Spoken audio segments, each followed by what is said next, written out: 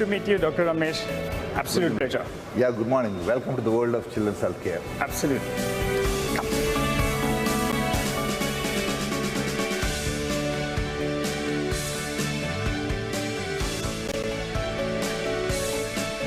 Well, Inside Out on the Road has traveled to Hyderabad and we're at Rainbow Children's Medicare.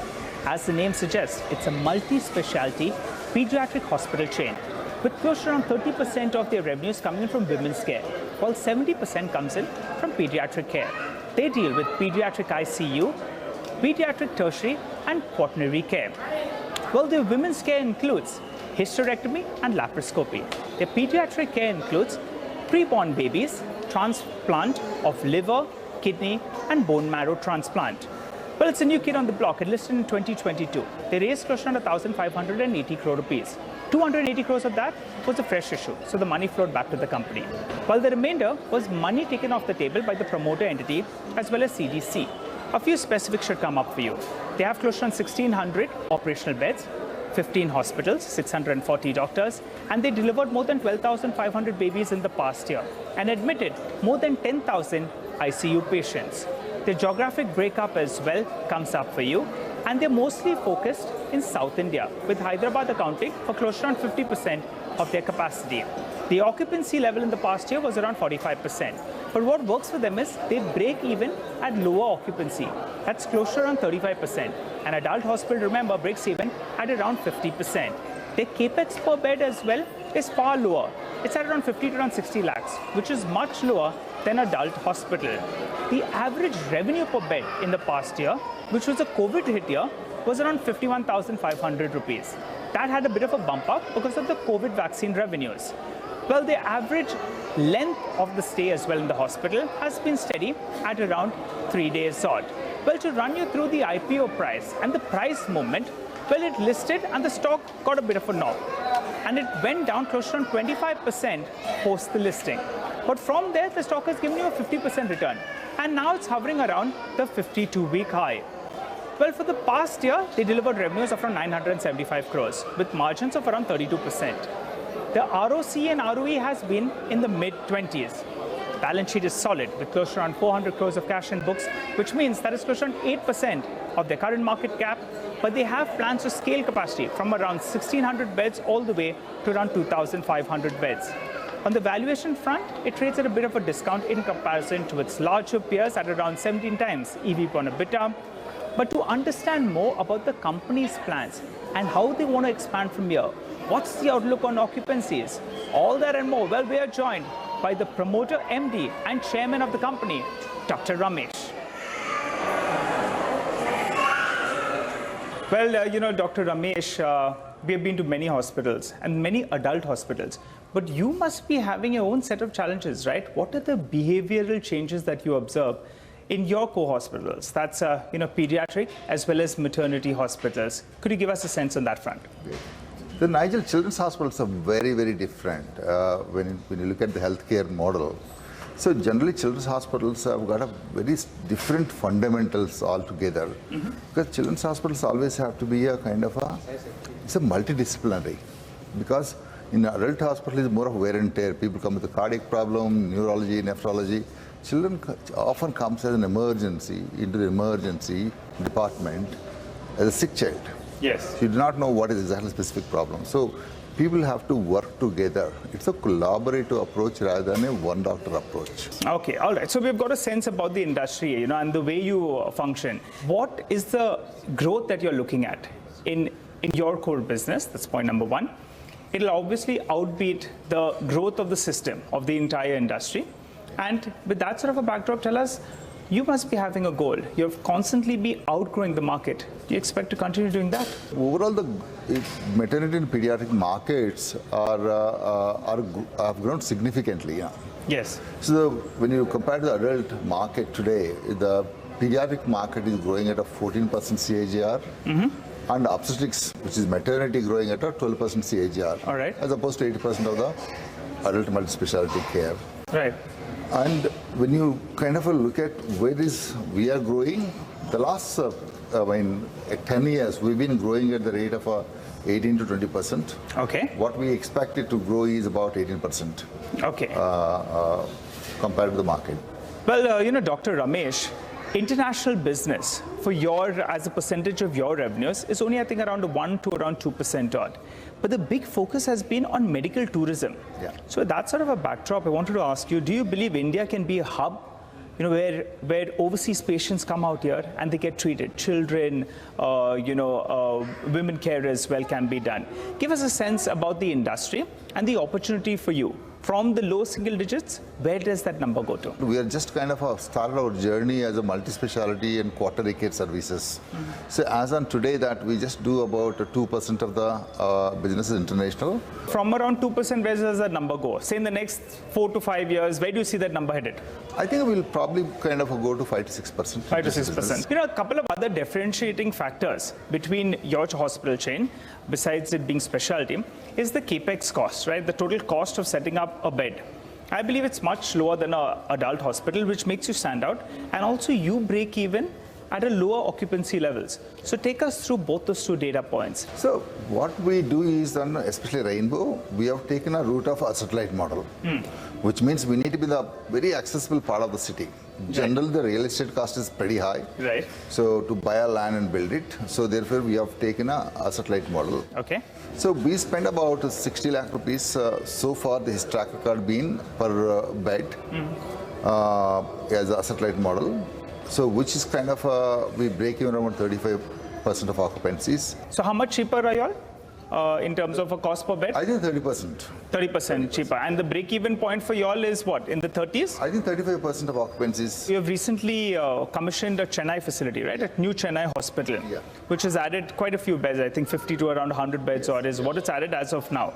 By when does that, that unit break even, if you could give us a sense in terms of a timeline? We entered in Chennai for about 3 years ago with a hub hospital. Now this is a spoke hospital. So our hub itself is broken even in 2.5 years time. I would expect it to be a kind of a 1.5 year, the spoke hospital to do well, because it is in the area where there's a lot of young population.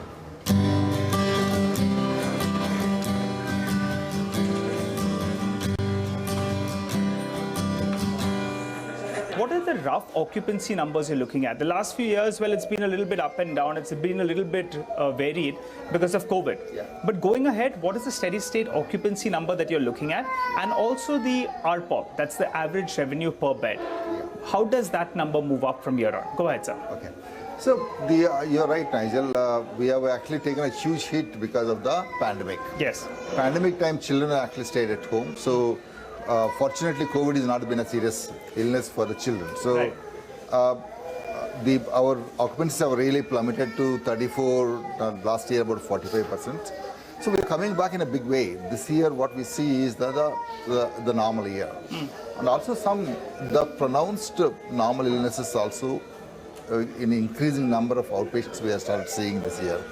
So we'll get back to the occupancies about 55 to 56%, which is a pre-pandemic. Right.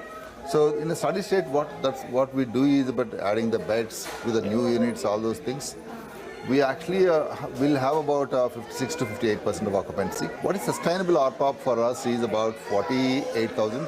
Yes. And also kind of we expect it to grow about 6%. 6%. 6 to 7% is the RPOP growth, and the rough occupancy that you're talking about is around 55 to around 56%. 50, yeah, absolutely. Got that.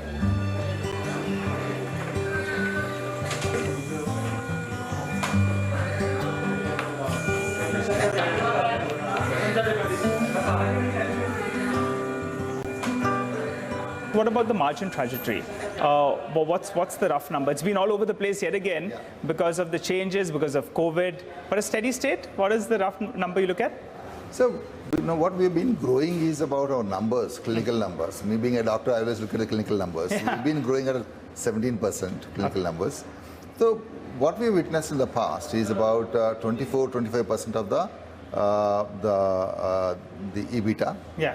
Which is a pre-Ind AS. Now the new Ind AS standards about which adds rental also about 30%. And you have a big ambitious plan. From 1,600, I understand that you want to go all the way to around 2,500 beds. Yeah. So give us the geographic breakup. As of now, you're more south focused. How do you see that growth happening? And also any inorganic growth on on your radar? So now currently as we speak today, we are about 1730 beds. So that includes a new spoke. And also we manage 130 beds in Delhi. Yes. That's a DDA managed beds. So what we plan to do is from the IPO to 5 years is 1,000 beds. Okay. So whatever the heroics, we have already done it. Yes. Because going to Bangalore, going to Chennai, going to the Delhi. So now the hub and spoke model is very well established in Hyderabad. Yeah. It's tracking well in Bangalore. And we want to replicate that same model in Chennai as well as NCR. Okay. So most of the beds are going in spokes. Okay. In Hyderabad, Bangalore, Chennai, as well as NCR. So just let me get this right. You already have the hubs, now you're adding spokes to it. We're adding spokes. Okay. And also strengthening the hubs also, because the Bangalore is getting nicely kind of shaped up now. Yes. We're adding more services in the hub in Bangalore. As we move next 2-3 years time, the Chennai and New Delhi has to be kind of something like a Banjara Hills in Hyderabad. And in the next 5 years, you'll be at around 2,600 beds? Yes. I believe that you also could be looking at inorganic growth, but you've not commented on that so far, Doctor. So tell us, is there something that you're looking at, say, in NCR, Delhi region, or maybe in the western part of the country? Is that a possibility, inorganic growth? No, absolutely. We are not kind of, we have cash in the balance sheet. Yes. So when if there is a opportunities, how we see is like, the alignment is very important. Yes. We are children's health care. So philosophical alignment is very, very important, where we can add actually at the scale. So these two are important factors for us to kind of go and do any acquisition. So such opportunities comes, definitely we will be kind of looking at it, especially in kind of west, Yes. where our presence is not there.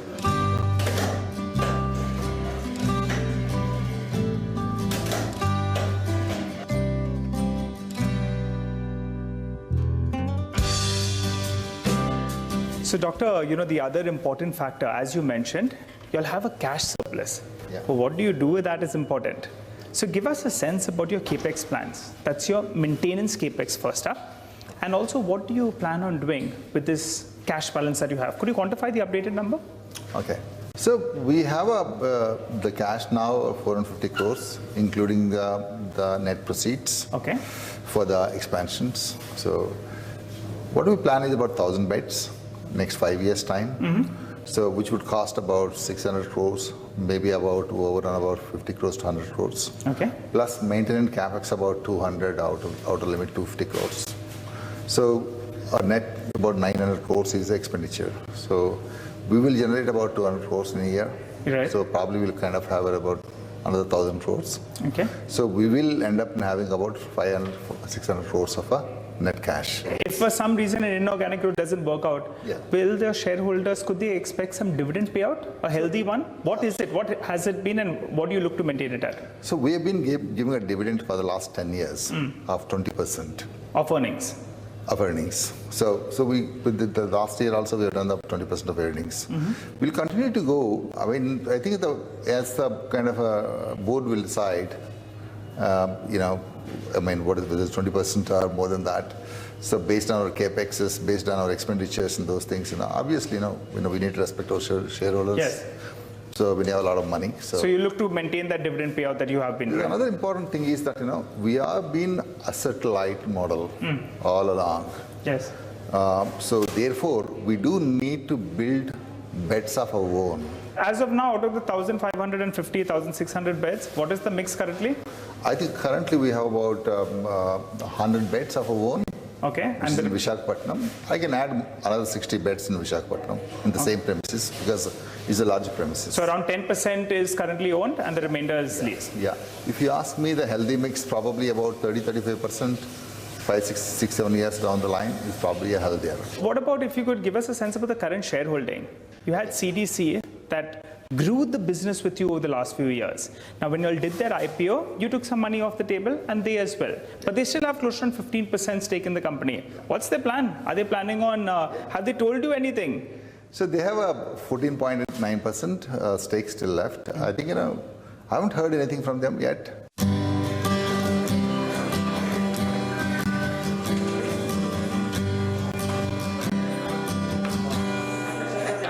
final question before we wind up then, Dr. Ramesh. You have told us how different the Rainbow is in comparison to the other hospitals that are there domestically as well. But what if someone gives you a big offer?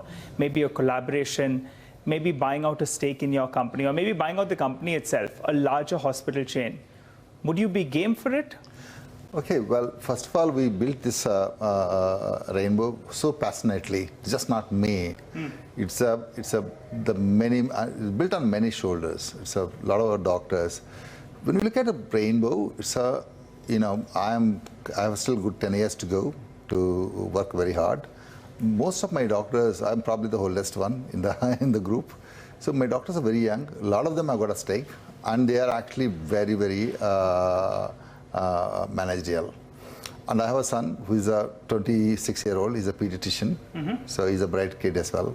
So Rainbow has got enough people to drive it for future and for a long term. So what I envisage for as a promoter of Rainbow Group, so I would like to see that Rainbow is there everywhere across the country, and it has to be bigger and brighter, offering a great quality health care for children. On that optimistic note, well, it's been a pleasure talking to you, Dr. Ramesh. Thank you very much. Wishing you all the best in the times to come. Thank you. Great meeting you, Nigel. Thank you.